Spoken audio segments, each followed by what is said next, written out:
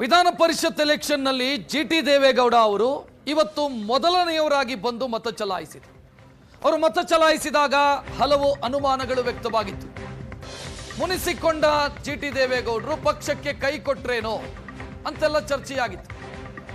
ಆದರೆ ದೇವೇಗೌಡರಿಗೆ ಕರೆ ಮಾಡಿ ಜಿಟಿ ದೇವೇಗೌಡರು ತಿಳಿಸಿದ್ದಾರಂತೆ, ನಾನು ಜೆಡಿಎಸ್ ಅಭ್ಯರ್ಥಿಗೆ ವೋಟ್ ಹಾಕಿದ್ದೀನಿ. ಜೆಡಿಎಸ್ ಅಭ್ಯರ್ಥಿಗೆ ವೋಟ್ ಹಾಕಿದ್ದೀನಿ ಅಂತ ಜಿಟಿ ದೇವೇಗೌಡ ಹೇಳ್ಕೊಡಿದ್ದಾರೆ.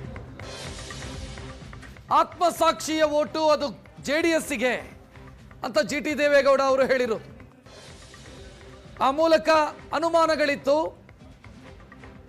ಕೈ ಕೊಟ್ರೇನೋ ಜಿಟಿ ದೇವೇಗೌಡ ಜೆಡಿಎಸ್ಗೆ ಅಂತ. ಬಹಳ ದಿನಗಳಿಂದ, ವರ್ಷಗಳಿಂದ ಜೆಡಿಎಸ್ನಿಂದ ಅಂತರ ಕಾಯ್ದುಕೊಂಡಿದ್ರು ಜಿಟಿ ದೇವೇಗೌಡ. ಆ ಮುನಿಸು ಇವತ್ತಿನ ಓಟಲ್ಲೂ ಕಾಣಿಸ್ತು ಅನ್ನೋ ರೀತಿಯಲ್ಲಿ ಚರ್ಚೆಯಾಗಿತ್ತು. ಚಾಮುಂಡೇಶ್ವರಿ ಎಂಎಲ್ಎ ಪಕ್ಷದ ಹಿರಿಯರಿಗೆ ಫೋನ್ ಮಾಡಿ ಹೇಳಿದ್ದಾರೆ, ಇಲ್ಲ ನಾನು ಜೆಡಿಎಸ್ಗೆ ವೋಟ್ ಹಾಕಿದ್ದೀನಿ ಅಂತ ಸ್ಪಷ್ಟಪಡಿಸಿದ್ದಾರೆ. ಜೆಡಿಎಸ್ಗೆ ಇರೋದು 18 ವೋಟು, ಜಿಟಿ ದೇವೇಗೌಡರ ವೋಟು ಮೈನಸ್ ಆಗತ್ತೆ ಅನ್ನೋ ಚರ್ಚೆಯಾಗಿತ್ತು.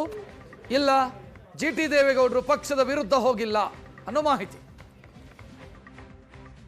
ಯಾರ್ಯಾರು ಹೆಂಗ್ ಮಾಡ್ತಾರೆ ಅಂತ ಯಾರು ಗೊತ್ತಾಗ್ತದೆ, ಅವ್ರವ್ರ ಆತ್ಮಸಾಕ್ಷಿ ಮಾಡಿರ್ತಾರೆ, ಆಮೇಲೆ ಗೊತ್ತಾಗೋದಲ್ವಾ. ನಾವಂತೂ ಮಾಡಿದೀವಿ ಅಷ್ಟೇ.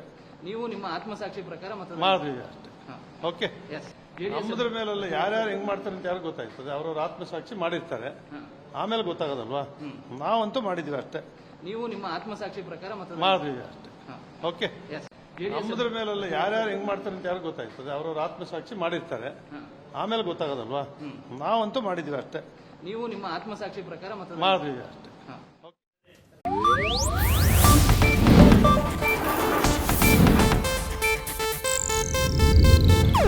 ಇದು ಏಷ್ಯಾನೆಟ್ ನ್ಯೂಸ್ ನೆಟ್ವರ್ಕ್ ಪ್ರಸ್ತುತಿ.